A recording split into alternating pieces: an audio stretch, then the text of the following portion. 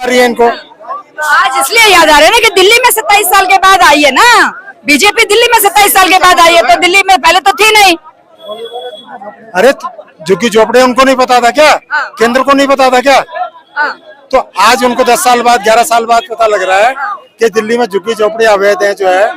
तो उस टाइम इन्होंने क्या किया ये बताइए ना आप। नहीं, उस टाइम में केजरीवाल की जो फाइलें जाती थी राज्यपाल के पास, वो अटकती थी ना, क्योंकि क्लियरेंस नहीं होती थी, चीजें कंसेप्ट क्लियर नहीं थे। वो नहीं चाहते थे कि ये जो है दोबारा से सत्ता में आए, हमारी सत्ता हमारी आए, इसलिए उनकी फाइलों को ऑब्जेक्शन लगाया जाता, रिटर्न किया जाता था ना, इसलिए। बताइए जी, दिल्ली में सुशासन कैसा देखते हैं? सुशासन तो काफी समय के बाद में जो बीजेपी सरकार यहाँ पे आई है, लेकिन जो परिवर्तन होना चाहिए उस हिसाब से परिवर्तन यहाँ पे देखने को नहीं मिल रहा है। सुधार यानी पहली बार जब सत्ता में आई है और सत्ता में आने के बाद में जिस अतिक्रमण को तो खाली करवाया ही जा रहा है ना। अतिक्रमण तो तभी होगा जब अतिक्रमण खाली होगा। अतिक्रमण की उनकी बात सही है, लेकिन एक अतिक्रमण का भी एक लीगल तरीका होना चाहिए, एक वैध तरीका होना चाहिए। वैसे तरीके से नहीं चल रहे हैं, नहीं हाईकोर्ट के ऑर्डर से ही चल रहे हैं, सारे नोटिस देना, सारे काम करना, तरीका तो बिल्कुल सही चल ही रहा है जो दिख रहा है सारा। लेकिन अतिक्रमण के साथ साथ जो जिनको जहाँ से हटाया जा रहा है उनके लिए भी तो कोई समुचित उपाय किया जाए। पुनर्वास के लिए जैसा भाई साहब ने तो दिए है ना, घर तो दिए है ना। दिया, किसको दिया है? आप रोजाना न्यूज में नहीं देख रहे, सोशल मीडिया में सारा आ रहा है। मैडम क्या बात कर रहे हैं आप? वो बार बार यही कह रहे हैं कि हम 50 साल से, एक औरत बोल रही है कि मेरी सास यहाँ शादी होकर के आई है, मैं भी यहाँ ब्याह करके आई हूँ, मेरे पास 50 साल, मेरे बेटे का यहाँ जन्म हुआ, मेरे पोते का हुआ है, उसके सारे प्रूफ है, वोटर कार्ड है, आधार है, सब कुछ है, बिजली का मीटर लगा हुआ है। तो वो इलीगल हुए हैं तो कैसे हुए? मतलब जो ना वो अनऑथराइज हुए तो कैसे हो गए? वो जो है उनका मीटर कैसे लग गया फिर जो है? तो बात तो ये भी है ना, जब इन्होंने जब वोट लिया है, ठीक है, तब भी तो उनको इलीगल समझना चाहिए था ना, ये बात को समझ रहे हो? जब वोट लिया है तब कोई इलीगल नहीं है, और जब दुग्गी जब तोड़ी जा रही है तब वो इलीगल हो गया। वो बताइए आप।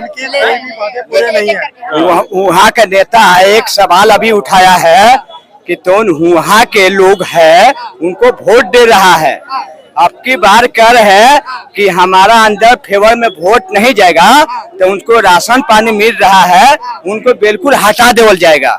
तो वहाँ के जनता ने सवाल उठाए हैं। कहाँ की जनता ने? बिहार के जनता, कि हम 10 साल से हम वोट दे रहे हैं और हमारा सब कार्ड बना हुआ है लाल रंग के, पीला रंग के, वो हमारा कार्ड बंद हो जाएगी तो फिर हम कहाँ जाएंगे? तो वहाँ के नेता ने सवाल कर रहा है कि फिर दोबारा बनाने पड़ेगा। हम दोबारा क्यों बनाएंगे?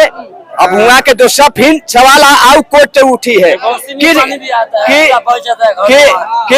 कि तौन सब के बना हुआ है वही रहेगा, बदली कुछ भी नहीं होगा।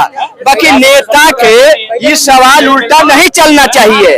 तो मोदी जी से सवाल मांगल जा रहा है तो वेतन अब विदेशों में जाके पड़े हुए हैं, तो कोर्ट ने सवाल उठाया है कि प्रधानमंत्री के ये जवाब हमको लेना चाहिए, जवाब देना चाहिए।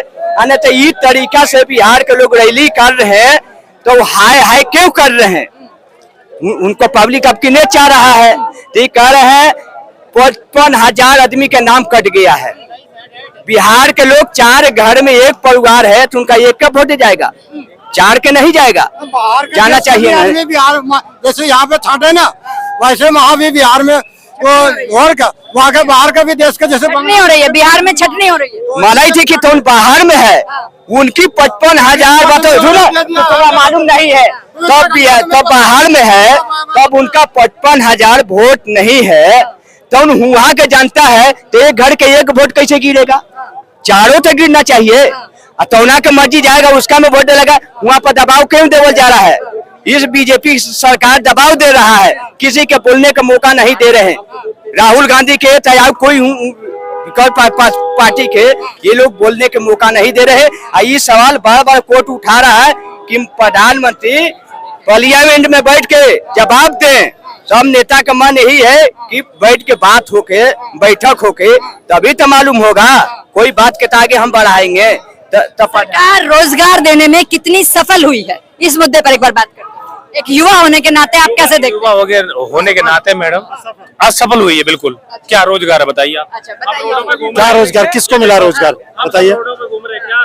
पहले रेलवे में इतनी भर्तियां निकलती थी, अपॉइंटमेंट होता था, आजकल कोई अपॉइंटमेंट नहीं है जो है, सिर्फ 2 ही मुद्दे हैं, वो हिंदू मुस्लिम है, और पहले मंदिर का मुद्दा था। अब इन्होंने पता नहीं कौन सा मुद्दा उठाएंगे, अब ये पता ही नहीं जो है ना। अब तो वो राम मंदिर का मुद्दा खत्म हो चुका है, तो अब वो रोजगार, शिक्षा, चिकित्सा के ऊपर कोई बात ही नहीं है जो है, उसके ऊपर तो कोई मुद्दा ही नहीं है। बताइए, सरकार में रोजगार, चिकित्सा और शिक्षा कैसी है? उस पर हम बात नहीं कर सकते हैं। हम जब भी आते हैं हिंदू मुस्लिम हो रहा है यहाँ पर। परमाणु बम संपन्न देश भारत जो किसने बनाया? अब्दुल कलाम ने बनाया। परमाणु संपन्न जब देश जो बनता है, परमाणु संपन्न देश जो बनता है ना, दूसरा देश आंख उठा के नहीं देख सकता है। अब्दुल कलाम का मतलब देन है।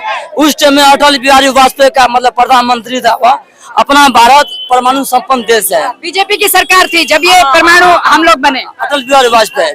पूरा दुनिया के अंदर में सिर्फ 7 देश है जो परमाणु संपन्न देश है। वो न्यूक्लियर बम जो होता है, परमाणु संपन्न देश पूरा दुनिया के अंदर में सिर्फ 7 देश है।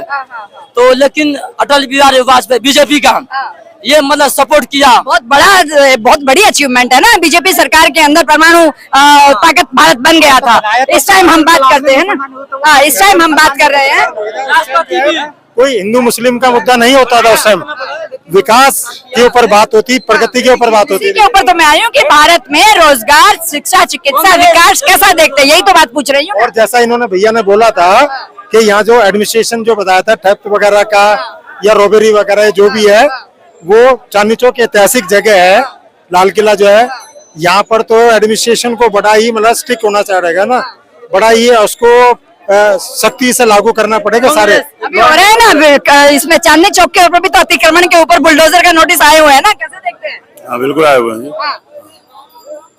हाँ बताइए। आप चांदनी चौक की बात कर रहे हैं, अभी आप जाइए आजादपुर में, आजादपुर जो मंडी है, आप वहाँ जाइए, आप वहाँ का एक बार जाके माहौल देखिए, आपको खुद एहसास इस चीज का हो जाएगा कि दिल्ली के अंदर क्या सही है और कितना गलत हो रहा है। आपको भी ये चीज पता चल जाएगी। समझ रहे, कोई भी बाहर से आ रहा है, ठीक है, गाड़ियों के शीशे तक काट दिए जा रहे हैं दिल्ली के अंदर, ठीक है, कोई भी आता है। अब हम लोग जैसे चलो बाहर से आए, ड्राइवर लोग हैं, ड्राइवर लोगों की बात कर रहा हूँ, ड्राइवर लोग बाहर से आए ताकि